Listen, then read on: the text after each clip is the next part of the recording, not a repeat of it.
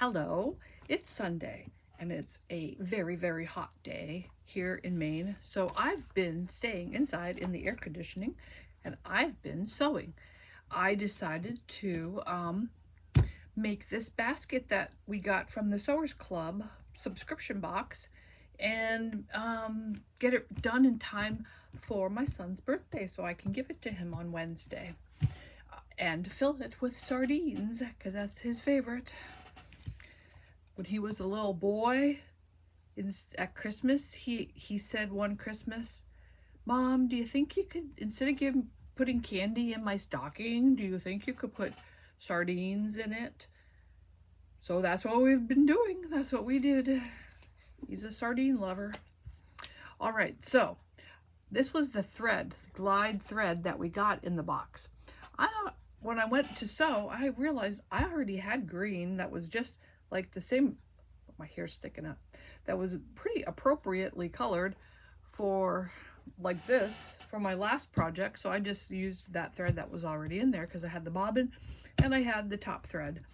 So this is what our Sewers Club July box is Bonnie's basket.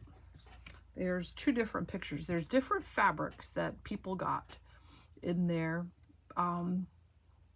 boxes, and with this line, I guess I think somebody said there's 10, maybe that was Susan, said there's 10 different patterns in this line. And this is the Grove collection by Cecilia Peterson with Figo Fabrics. And they said, in search of a sewing room catch-all, Bonnie's basket has you covered. This spacious bound basket features a divided interior, perfect for storing spools of thread, small irons, patterns, and other notions. The center division is stabilized with Peltex, adding structure and keeping contents neatly organized. So I worked on this yesterday and today, and I'm very happy to say that I got it finished. Now, I did this without looking at the video tutorial.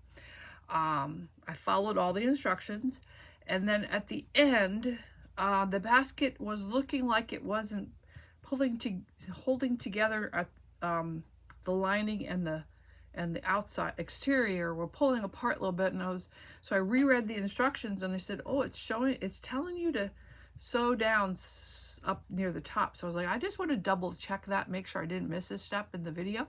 So I watched the video, and apparently I did it right. I followed all of the written instructions correctly, and I'll show you the last step that I did with this. So here is my finished basket. Now, this was not included in the kit. However, in a prior kit for something, maybe a bag that we made, they had something like this in there, and with installation instructions, because there's pieces of foam that you put behind it, and you cut holes and you stick the two prongs in and then you bend them. So that's what I did with this. I bought these off of Amazon. So after I got that kit, I liked it, and I was like, oh, I want to add that to more projects. So I got some of these from Amazon, and they're very good. I like them. And then I have my name tag. So I decided, because this is for my son, I know it's purple, doesn't go with this, but he knows I'm a purple person, and this is his gift. So I figured he needed to have a piece of his mom in his basket. So I actually did everything correctly, I guess. When I was looking at the video, I was like, did I sew this where like cut this wrong so that this was supposed to be towards the bottom? And I think maybe so, but when they did the video, they had it like this. So it could be either way. So one end's narrower than the other, but it's a very different shape. It curves in, and it's very cool for that.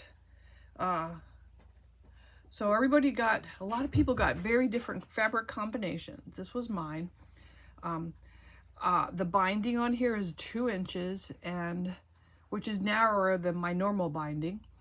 And it said you could either hand sew or machine sew the binding down. So I machine sewed on the outside, machine sewed it down on the outside, but on the inside I did a hand sewing because I just like the look of that much better. I can make sure I'm covering up the stitches from the basting, because I basted the two exterior and interior together beforehand, and then sewing the first stitching for the binding on. Wanted to make sure I had all those stitches covered. So that was that. Then when I got done with that, this was pulling out, so it was poofing out more. This was not having the shape that it was showing. So they had said to put some stitches in here to hold the exterior and the interior together up here. So that's what I did on both sides. Put those stitches in to hold this together up here. And this one thing, I must have been pretty rough because one edge was coming out of the seam of this. So I did some hand stitching to make sure it held down. And I had thought before I did this stitching up here, this was not sitting on the bottom. This interior thing was not sitting on the bottom, but now it is. When you set it straight, on the table, the bottom goes down. So this is I like it. Now the pattern has you putting a bow on either end, and I actually made the bows and I sewed them like they said on here, and I just could not get it to look good. And since this is for my son, I thought, you know what, he probably doesn't even want to have a bow on either end. So I took them off. I took it off. Now, when you're making before you're sewing anything together, you're cutting out, these are cut out box corners, pretty big, 4 inches. So I had these pieces of this with the foam, this one with the foam, 4 inches. But when I was doing the lining, you also had to cut out a 4-inch. So that was just fabric. So I decided to sew them together. So 4 of them, I made some coasters that he can have. And this is actually the ribbon that was going to be on one end. So I used that to tie his coaster. So I have very little fabric left over, really. I have this much binding left over. Whatever. I just did the width of fabric. I was looking at what I was going to need, and I did the width of fabric, and that was enough for the whole basket, the width of fabric. So take that as you may if you're making this. I have the leftover bow. We tie up our tomatoes in the summer, and I save strips of fabric that are too small for sewing in my crumbs. Like if they're a 1/2 inch, I'd save them for ties for my husband to use for. So this, I might put this in the tomato tie box. The linen did not have a lot left.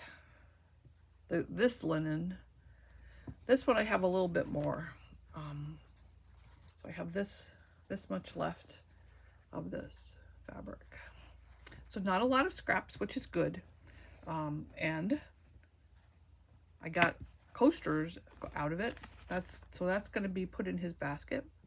And so here you go. This is the front, back, the side views. Isn't that neat how it goes in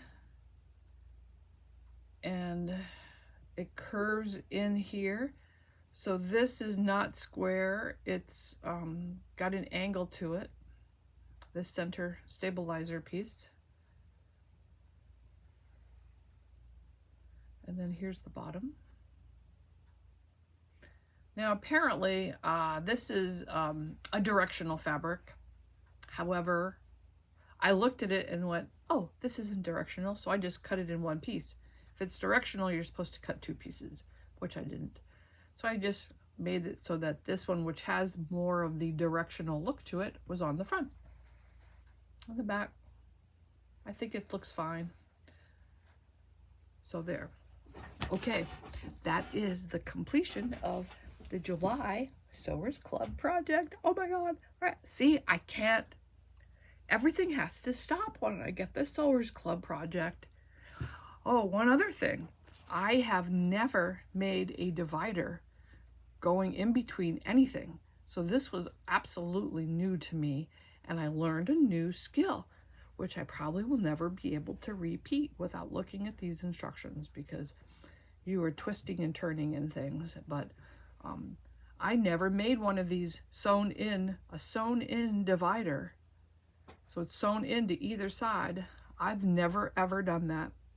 So this is another new skill that Sewers Club has taught me, which is why I really love this. Even with patterns that look like they're totally simple, I'm still learning new things. It's crazy. So anyway, I love this basket. This is just great. I love it. All right. So tell me how your project is going, and if any of these tips, might be of help to you, so that you're on the right path. All right. Have fun with your projects if you got this box. All right. Bye.